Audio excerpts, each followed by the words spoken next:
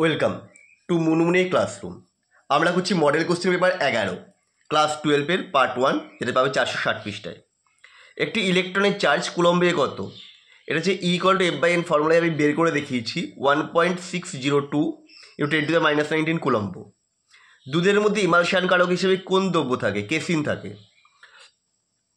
0.84% NaCl দ্রবণকে প্রমাণ লবণ জল বলে কেন? না, রক্তের কোষাশয়ে অবিশ্রাবণ চাপ 0.84% NaCl দ্রবণের সমান হওয়ায় একে প্রমাণ লবণ জল বলে।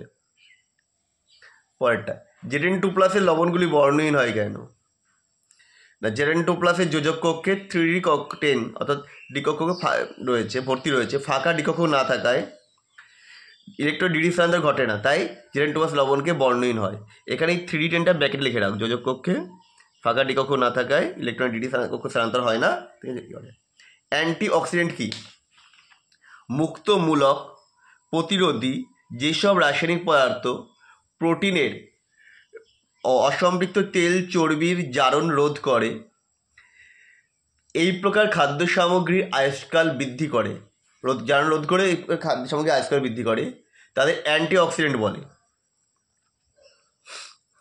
পরেরটা, অ্যান্টিসেপটিক ও ডিসইনফেক্টেন্টের পার্থক্য। অ্যান্টিসেপটিক হচ্ছে জীবদের টিস্যুর কোনো ক্ষতি করে না, তাই এগুলিকে দেহের ক্ষতস্থানে জীবাণুনাশক হিসেবে ব্যবহার করা যায় বা করা হয়। কিন্তু ডিসইনফেক্টেন্ট হচ্ছে জীবদের টিস্যুর ক্ষতি করে, তাই এদেরকে ক্ষতস্থানে ব্যবহার না করে জড়পদার্থ জীবাণুমুক্ত করার কাজে ব্যবহার করা হয়। মানে ঘরদোর পরিষ্কার করা, ড্রেন পরিষ্কার করা, এইসব কাজে ব্যবহার করা হচ্ছে। পরের কোশ্চেন আমরা 3-এ চলে গেলাম। বিপরীত অভিস্রাবণ কাকে বলে? এটা প্রয়োগ। অভিস্রাবণ প্রক্রিয়া বন্ধ করার জন্য অর্ধবেদ্য পর্দা দ্বারা দ্রাবক থেকে পৃথকীকৃত দ্রবণের ওপর অভিস্রাবণ চাপের সমান চাপ প্রয়োগ করতে হয়। এই প্রযুক্ত চাপের মান অভিস্রাবণ চাপের থেকে বেশি হলে দ্রাবকের প্রবাহ দ্রবণ থেকে বিশুদ্ধ দ্রাবকের দিকে ঘটে। দ্রবণের ওপর অতিরিক্ত চাপ প্রয়োগ করে অভিস্রাবণ প্রবাহের বিপরীতে দ্রাবকের এই প্রবাহকে বিপরীত অভিস্রাবণ বলা হয়। ব্যবহার হবে কি? সমুদ্রের জল থেকে লবণমুক্ত পানীয় জল প্রস্তুত করতে ব্যবহার করা হয়। জলে কিছুটা লবণ যোগ করলে স্ফুটনাঙ্ক বেড়ে যায়। ব্যাখ্যা করো। দেখো, স্ফুটনাঙ্কের উন্নয়নের সংখ্যা ধর্ম, তাই এর মান দ্রাবকের কণার সংখ্যার উপর নির্ভরশীল। নুন একটি তীব্র তড়িৎ বিশ্লেষ্য যৌগ।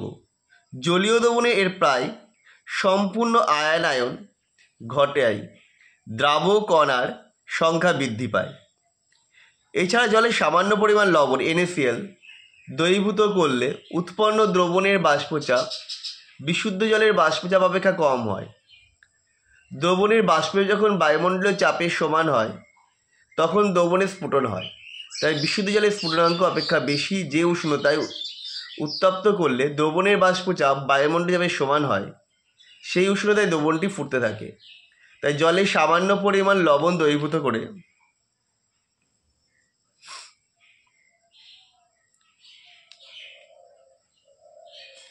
স্ফুটনাঙ্ক বেড়ে যায়। পরে কোশ্চেন, ক্ষতস্থানে রক্তপাত বন্ধ করতে পটাশিয়াম ক্লোরাইড অপেক্ষা ফেরিক ক্লোরাইড অধিক উপযোগী কেন? রক্ত হল ঋণাত্মক আধানযুক্ত কলয়েড, ফলে এর তঞ্চনের জন্য ধনাত্মক আধানের প্রয়োজন। পটাশিয়াম ক্লোরাইড থেকে কাটন হিসাবে K+ এবং ফেরিক ক্লোরাইড থেকে কাটন হিসাবে Fe3+ উপস্থিত থাকে। আধান মাত্রা বেশি হওয়ার জন্য সুলজারির নিয়ম অনুসারে ক্ষতস্থানে রক্তপাত বন্ধ করতে পটাশিয়াম ক্লোরাইড অপেক্ষা ফেরিক ক্লোরাইড অধিক উপযোগী হয়। নদীর মোহনায় বদ্বীপ সৃষ্টি হয় কেন? নদীর কাদামাটির কণাগুলি হলো কলয়েডীয় দ্রবণ। এই কলয়েড কণার আধার হচ্ছে ঋণাত্মক আধানগ্রস্ত।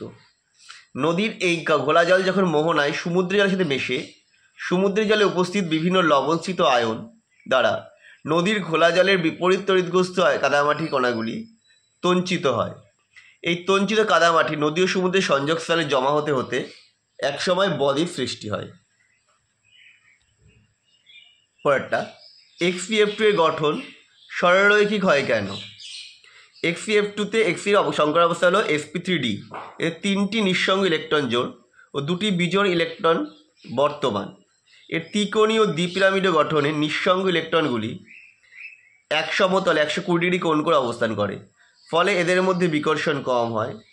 তাই XeF2 অণুর গঠন সরলরৈখিক বলে গেল। ছবিটাকে দেওয়া হয়েছে। ফসফরাস অ্যাসিড দ্বিক্ষারীয়, কিন্তু ফসফরিক অ্যাসিড ত্রিক্ষারীয়। তবে কেন ব্যাখ্যা করো। ফসফরাস অ্যাসিডের গঠন নিম্নরূপ। এতে বর্তমান 3টি OH-এর মধ্যে 2টি OH পরমাণু সরাসরি অক্সিজেনের সঙ্গে যুক্ত রয়েছে। এই দুটো OH এগুলো ধাতু দ্বারা প্রতিস্থাপনযোগ্য এবং এরাই আম্লিক ধর্ম প্রদর্শন করে। তাই ফসফরাস অ্যাসিড হচ্ছে দ্বিক্ষারীয় অ্যাসিড। ফসফরিক অ্যাসিড গঠনে দেখবো আমরা 3টে OH গ্রুপ রয়েছে। 3টে OH পরস্পর অক্সিজেনের সঙ্গে যুক্ত রয়েছে, মানে 3টে হাইড্রোজেন পরমাণু অক্সিজেনে যুক্ত রয়েছে। তাই 3টে হাইড্রোজেন পরমাণুই প্রতিস্থাপনযোগ্য ধাতু দ্বারা। তাই এরা হচ্ছে ত্রিক্ষারীয় অ্যাসিড। K3FeCN6 যৌগের আয়ুপ্যাক নাম লিখতে বলেছে, আর CONH3 যৌগের আয়নটির ডায়ামেট এখানে ব্যাখ্যা করতে বলেছে। আয়ুপ্যাক নাম হচ্ছে পটাশিয়াম হেক্সাসায়ানিডোফেরেট 3, আর CONH3 3+এ COর 3D কক্ষকে 6টা ইলেকট্রন বর্তমান।